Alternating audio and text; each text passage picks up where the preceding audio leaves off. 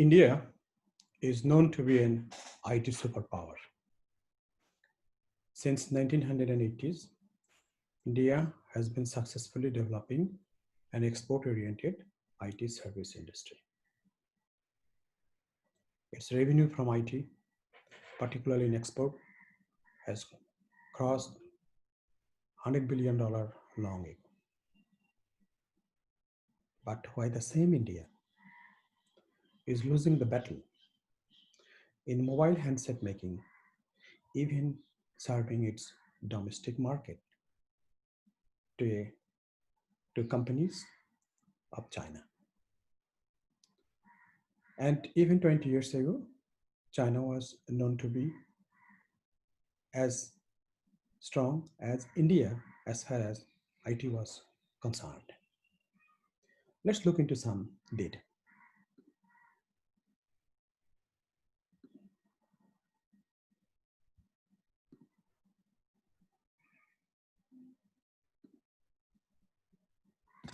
India is the second largest smartphone market, just after China in the world. In 2019 alone, 158 million smartphones are shipped. But who have taken over India's such large, lucrative technology market?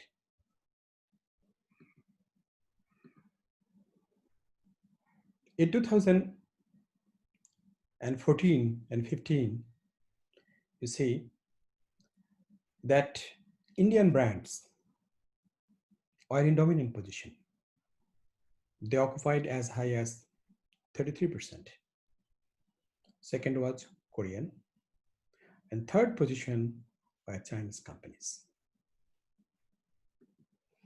But let's look into the data of 2018 and compare it with 2016 and 17. Indian leading brands like Micromax, Lava, Intex, they all kept losing the market share. And all other Indian brands basically suffered from the same trend of erosion of the market share. Who was taking over? That is Chinese firms like Xiaomi, Vivo, Oppo. They started popping up in a stronger way and taking up larger market share. Now look into 2019, the last quarter of 2019.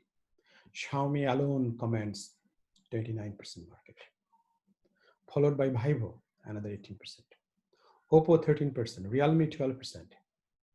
So basically, majority of the market share of Indian lucrative handset has been taken over by Chinese firms.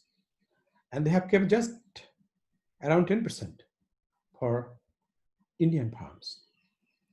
The question is, why a superpower, IT superpower, losing its market to Chinese firms?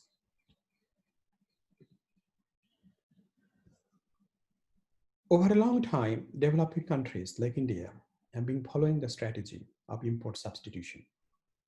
That means import capital machinery, design of the products, components, and assemble them with labor. Even they do produce some components, but the value addition in manufacturing those components is labor. But in the technology product, the value addition content from labor has been continuously eroding.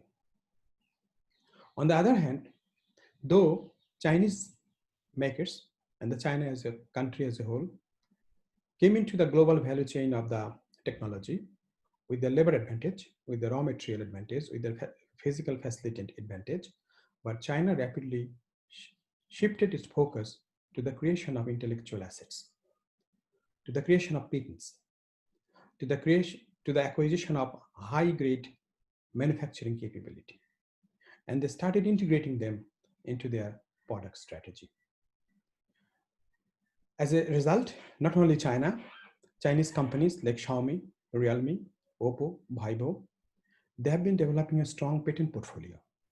In addition to their manufacturing capability and in addition to their access to a very large supply chain. On the other hand, India, country as a whole, and also their handset makers are not showing interest in developing intellectual assets patents, in redesigning next generation mobile handsets, in improving the underlying manufacturing process. A couple of years ago, an American university conducted research on Indian patent filing portfolio or landscape, and they found that Indian mobile handset makers didn't file even a single patent. On the other hand, Chinese and Korean handset makers are increasingly filing patents in Indian Patent Office. So what has happened? In one hand, India's ability to add value of producing mobile handset through labor has been continuously depleting because labor content is shrinking. On the other hand, Chinese handset makers, they have been using their knowledge and ideas of Indian consumers in redesigning their mobile handsets, making them increasingly more appealing and also less costly.